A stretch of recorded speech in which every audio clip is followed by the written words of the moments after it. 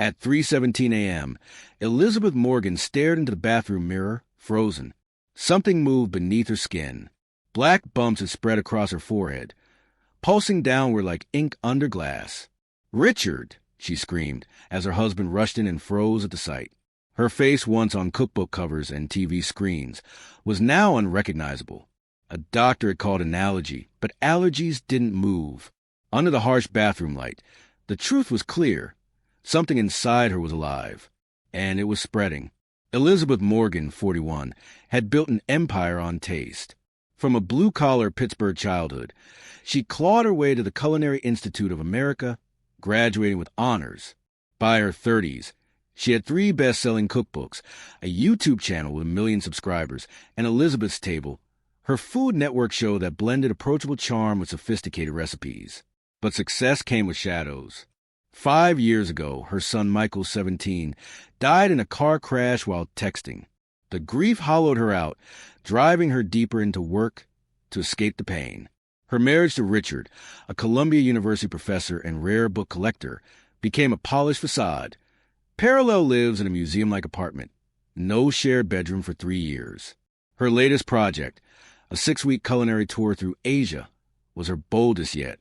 Filmed for an 8-part series, it was her bid to stay relevant in an industry favoring younger faces. "You're a global brand now," her agent said as she boarded the flight to Hanoi. "This keeps you on top." But Elizabeth hid her dread, layering concealer over faint wrinkles, fearing her days were numbered in a world obsessed with youth. The tour was grueling. 16-hour days in sweltering heat, sampling street food in remote Vietnamese villages. Richard had warned her about sanitation, but she brushed him off. Risk was her brand. 3 days after returning, a black spot appeared on her forehead, no bigger than a pencil eraser, matte and slightly raised. "Stress," she muttered, covering it for a network meeting about her series. By afternoon, it doubled in size, joined by 2 more near her temple. "Jet lag," she told her producer, Mark, when he noticed her flush. That night, an itch began, deep, unreachable under her skin. By morning, 7 spots dotted her forehead and cheek. "You need a doctor," Richard said, his usual detachment replaced by urgency. Reluctantly, she visited Dr. Patricia Lawson, her dermatologist. "I've never seen this," Lawson said, probing the largest spot, possibly a tropical reaction. She prescribed antifungal cream and advised canceling on-camera work. Elizabeth complied, her team posting pre-recorded content with vague excuses about travel recovery. But the spots grew, spreading to her neck by day 5, accompanied by a throbbing pain and a crawling sensation, like something alive. Social media buzzed with speculation. "Hope Chef Liz is okay. Heard something's wrong with her face." Dr. Lawson referred her to Dr. Alan Rosenberg at Mount Sinai's infectious disease unit. In the waiting room, Elizabeth hid behind a surgical mask and sunglasses, feeling the weight of curious stares. Rosenberg's confidence wavered as she revealed her face. "This doesn't match any known pathogen," he said, ordering tests and admitting her for observation. "It could reach your brain in 2 weeks if untreated." That night, in a private room, Elizabeth cried as nurses in protective gear took samples. Her phone buzzed with leaked news. "Pray for Elizabeth" trended on Twitter. Richard sat in the corner, masked, watching her with an unreadable expression. "You should go home," she said, exhausted. "I'm your husband," he replied. "Now you remember," she snapped, too scared to soften the truth. Viewers, whenever you face a moment where everything you built began to slip away, let's see what Elizabeth discovered next. By day 10, the black growths consumed Elizabeth's face, neck, and chest, oozing yellow fluid and pulsing with sharp, stabbing pain.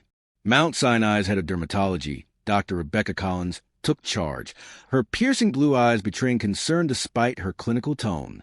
"We need a deeper biopsy," she said. "Surface samples aren't enough." The procedure was agonizing, even with anesthesia. Elizabeth bit down on gauze, tears mixing with the discharge seeping from her skin. Her once vibrant frame had lost 8 pounds, her chestnut hair limp and patchy from medical shavings. The hospital room, with its covered windows to block paparazzi, felt like a cage. Amid the chaos, A hospital volunteer named Martha, a silver-haired woman in her mid-70s, brought a pitcher of water and a quiet wisdom. "Don't hide on my account," she said when Elizabeth turned away. "I've seen worse." Her words carried a strange recognition. "Not exactly this, but similar," Martha confided, recounting a 1976 marine biology expedition in the South Pacific where she, a nurse, saw crew members develop black growths. Some died. The ship's cook, Manuel, saved the rest with a remedy from his village. Before Elizabeth could press further, nurses whisked her away for tests, but Martha's words lingered like a lifeline. Richard, meanwhile, threw himself into research, his meticulous academic veneer unraveling. "I found something," he said post-biopsy, clutching a 1789 ship's log from his university's archives. It described black mold sickness among sailors, with symptoms eerily like Elizabeth's. Black growths, yellow discharge movement beneath the skin. The ship's doctor used sea salt, clove oil, and local herbs to treat it. "Why didn't you show Dr. Collins?" Elizabeth demanded. "I didn't want to give false hope," he admitted, then hesitated. "There's more. Before your trip, I read about rare fungal infections in coastal Asia. I didn't warn you because I knew you'd dismiss it." Fury surged through her. "Get out!" she screamed, pain exploding across her face. Richard left, promising to find the treatment. That night, Elizabeth's fever spiked to 104 degrees Fahrenheit, her dreams haunted by a Vietnamese village and an old woman whispering, "The sea gives and takes." By morning, Dr. Collins delivered grim news. The growths were fungal biofilms, resistant to all treatments and nearing her lymphatic system. "Days, maybe a week," she said. Desperate, Elizabeth demanded to try the historical remedy. Dr. Collins resisted. Unverified folk treatments violated protocol. "I'm dying anyway," Elizabeth countered. "What's the harm?" Martha returned that evening, slipping into the room with a cloth bag. "I got Manuel's recipe from old contacts," she said, unpacking sea salt, clove oil, and herbs. "It's a poultice and tea."